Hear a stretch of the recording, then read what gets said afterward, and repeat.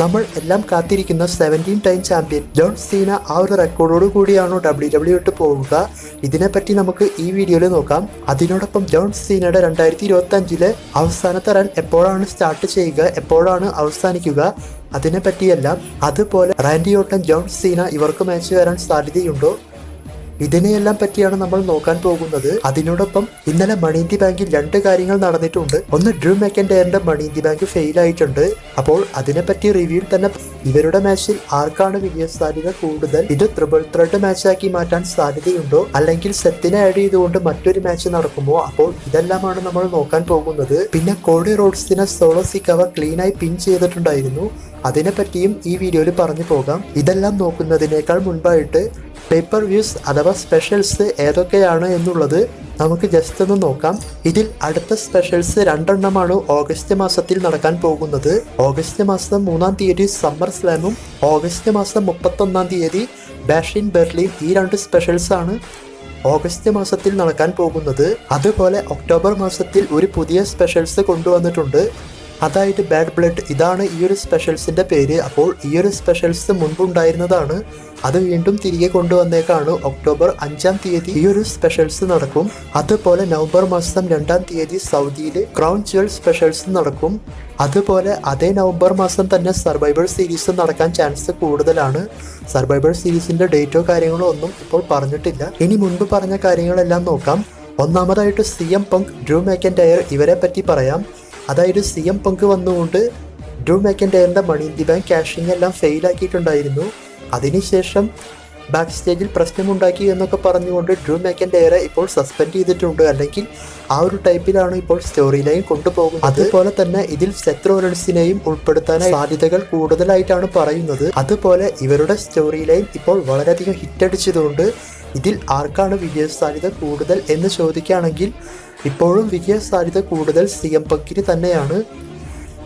ഒരു പക്ഷേ Seth റോളൻസിന് summer സ്ലാമിൽ മാച്ചൊന്നും confirm ചെയ്തിട്ടില്ല എങ്കിൽ സെത്ത് റോളൻസ് ഈ മാച്ചിൽ വരാനോ, അല്ലെങ്കിൽ സെത്ത് റോളൻസ് കാരണം CM പങ്ക് ഈ മാച്ചിൽ തോൽക്കാനോ ചാൻസ് ഉണ്ട്. പിന്നീട് ഇവർക്ക് ട്രിപ്പിൾ ത്രെഡ് മാച്ച് പോലെയെല്ലാം പോയേക്കാം.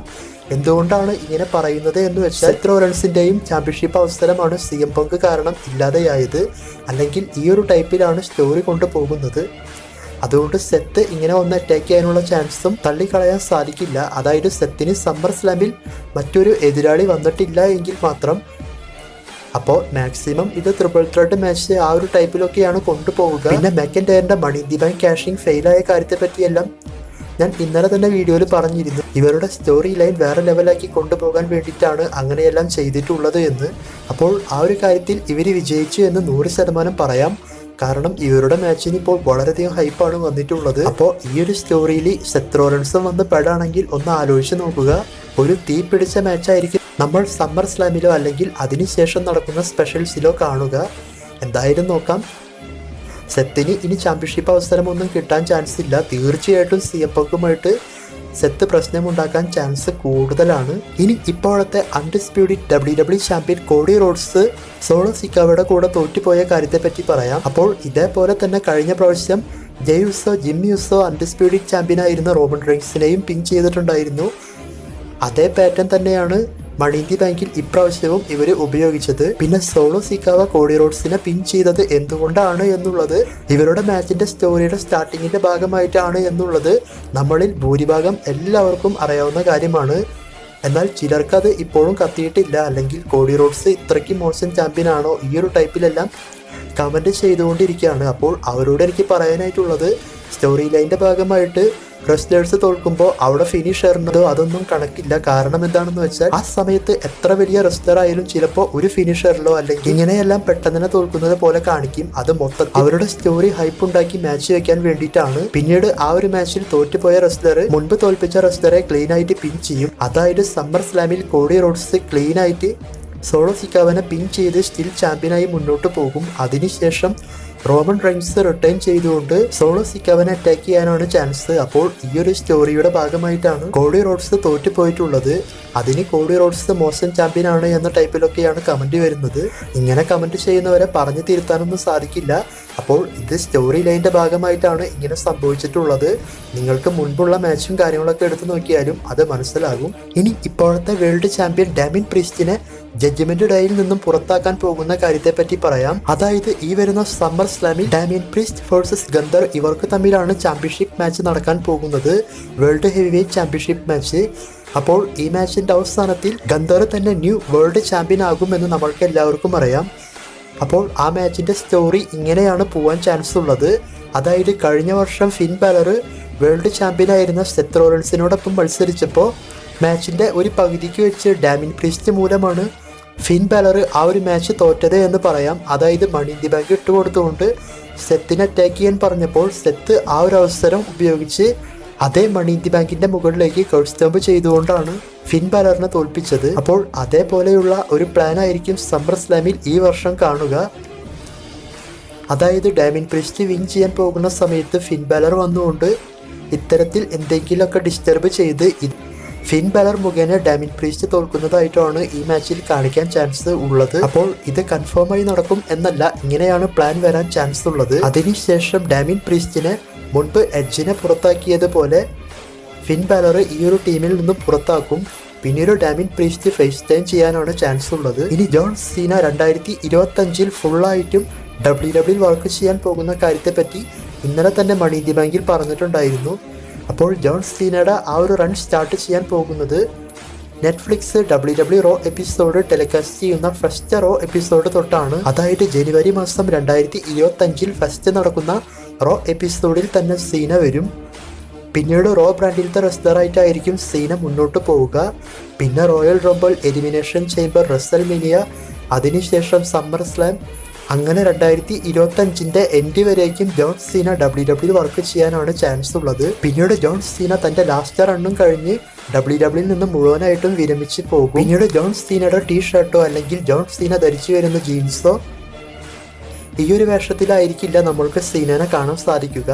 അതായത് കോട്ട് സൂട്ടെല്ലാം ഇട്ടുകൊണ്ടായിരിക്കും പിന്നെ WWE എപ്പോഴെങ്കിലും വരാണെങ്കിൽ ജോൺ സീനയെ നമ്മൾക്ക് കാണാൻ സാധിക്കുള്ളൂ. അതുപോലെ തന്നെ ജോൺ സീന മുൻപ് ഷോൺ മൈക്കിളൊക്കെ റിട്ടയർ ചെയ്തിട്ട് വന്ന് മാച്ച് എല്ലാം ചെയ്തിട്ടുണ്ടായിരുന്നു. അതുപോലെ ഒരിക്കലും മാച്ച് ചെയ്യില്ല എന്നൊക്കെ പറഞ്ഞിട്ടുണ്ട്. അപ്പോൾ ഇതെല്ലാം വെച്ച് നോക്കുമ്പോൾ ജോൺ സീനയുടെ ലാസ്റ്റ് റൺ 2025 മുഴുവനായിട്ടും ഉണ്ടാകും. അത് നമുക്ക് കണ്ടാസ്വദിക്കാം. അപ്പോൾ ഈ ഒരു സമയത്ത് ഫാൻസ് വിചാരിക്കുന്നത് അല്ലെങ്കിൽ ഫാൻസിൻ്റെ അഭിപ്രായം ജോൺ സീനയ്ക്ക് ഒരു പ്രാവശ്യം കൂടി വേൾഡ് ഹെവി വെയ്റ്റ് ചാമ്പ്യൻഷിപ്പ് കൊടുക്കണം എന്നാണ്. അപ്പോൾ അത് കിട്ടുമോ എന്ന് ചോദിക്കുകയാണെങ്കിൽ അത് കിട്ടാനായിട്ടുള്ള ഒരു സാധ്യത കാണുന്നുണ്ട്.